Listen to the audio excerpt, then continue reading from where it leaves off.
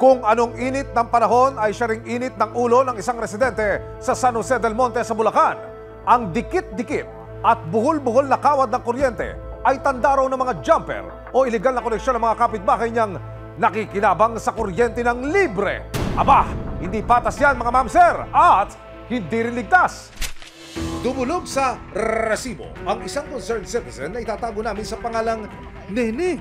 Ang reklamo niya, nagtaas na nga ng singil sa kuryente, doble pasakit pa sa kanya ang mga kapitbahay na nakakalibre raw sa binabayaran niyang kuryente. Pag nakita niyo po siya is, yung isang linya namin, maraming siya nakasabit, nagdikit-dikit na po siya. Tapos buhol-buhol na rin po siya, yung mga pumutok, dinidikitan lang nila para humaba. Sobrang dami na. Matagal na po, hindi lang 5 taon, hindi lang 10 years. Kung tutuusin, sobra na. Kwento pa ni Neneng, 1 to sawang appliances daw ang ginagamit ng kanilang mga kapitbahay kahit hindi naman sila nagbabayad ng tama. Kanya-kanya sila, may mga aircon. Kami ma'am, kawawa naman kami na wala po kaming aircon. Ilaw lang po ma'am, tsaka clip-pan. May TV kami ma'am, isa lang. Yung washer namin ma'am, kailan lang naman po yun. Sa isang linggo, isang beses lang naman po. Mula sa 800 piso na bill, pumapalo na raw ito ng humigit kumulang na 2,000 piso kada buwan. Ang monthly bill namin ma'am is 800 lang po. Pinakamataas na namin ay 900. Nung ma'am, tumaas na parang hirap na kayo bumaba ma'am, hindi na kami bumababa ng 900. Hindi na namin ma'am kayang mabayaran ng isang bayaran lang. Kaya nagpa-partial lang po ako. Dahil hindi nababayaran ng buo, ang huling electric bill ni Neneng nitong Abril, umabot na ng tumataginting na 7,000 piso. Sa mga kapitbahay namin nag-jumper, sana marunong din silang tumingin sa mga kapitbahay nila na mapagod na magbayad. Sila ang sasarap ng buhay nila. Kami, halos yung ma-stroke na yung mga gumagawa ng hanap buhay ng namin, makabayad lang. Babad sila ng patas. Nang matanggap ang reklamo, nagsagawa ng paunang surveillance ang resibo. Pagdating sa lugar na tinutukoy ni Neneng, kapansin-pansin ang halos bumagsak ng mga linya ng kuryente.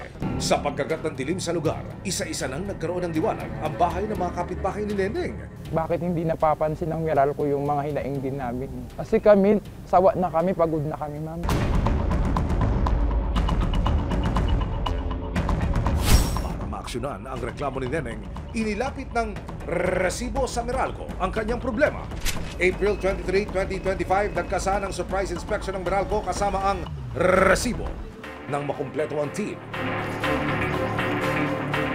Umikot na ang isang team ng Meralco sa lugar para inspeksyonin ang mga linya.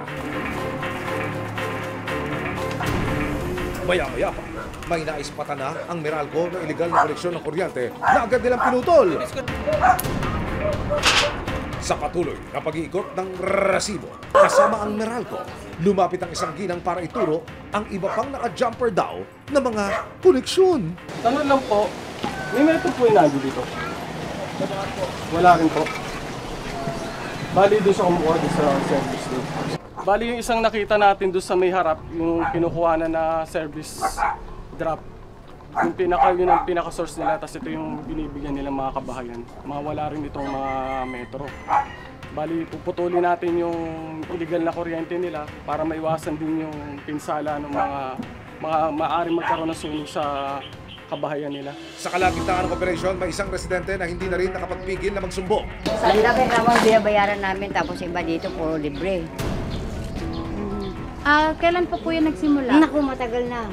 Libre talaga sila, dahil ba sila mga kontador. Sa loob lang ng kalahating oras, 4 na kilong kawad ng kuryente na gamit sa mga iligal na koneksyon ang pinutol ng Meralco. Maliban sa nakakabit na iligal na koneksyon, madalas din daw pumutok ang ilang linya rito.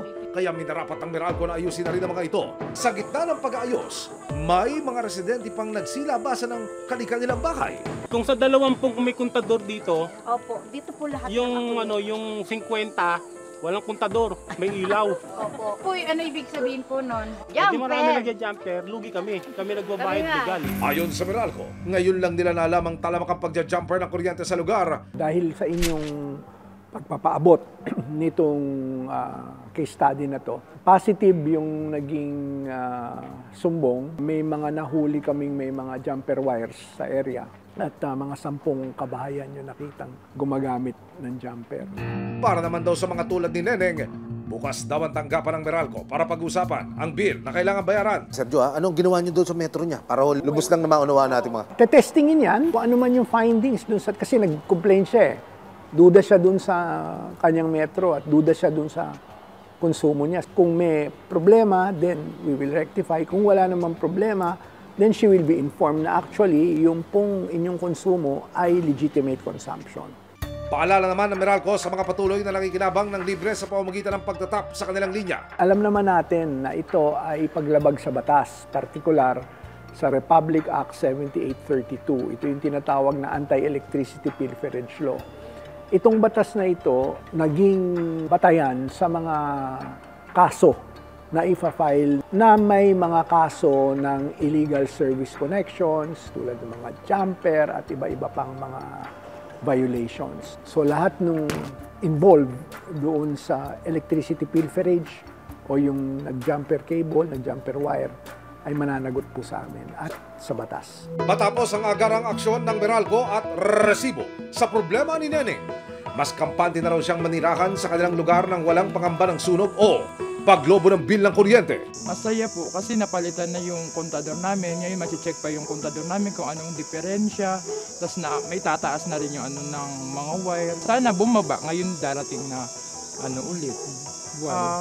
Sinubukang hingi ng resibo ang panig ng mga bahay na naputulan o nakitaan ng iligal na koneksyon. Ngunit, hindi na sila humanap sa aming grupo. Lumalabas doon sa operation, 10 kabahayan yung naputulan ng kuryente dahil unang-una nga ho, illegal ang koleksyon nila. Na-trace ba? Ano naging investigasyon ng Meralco? Of course, I cannot preempt and state ano yung magiging technical next steps namin para panagutin sila. But rest assured, ang Meralco po, once we have that information kung sino-sino itong nag-illegal na to, mananagot po lahat yan. Sa patuloy na pakikipagtulungan ng resibo para mabilis na maaksyonan ang mga hinaing at reklamo, hatidin nito ang paalala na may hangganan ang anumang pananamantala at panlalamang, lalong-lalo na kung may dulot itong panganib at perwisyo sa kapwa at komunidad. Maraming salamat sa panonood, mga kapuso. Para masundan ang mga reklamong nasolusyonan ng resibo, mag-subscribe lamang sa GMA Public Affairs YouTube channel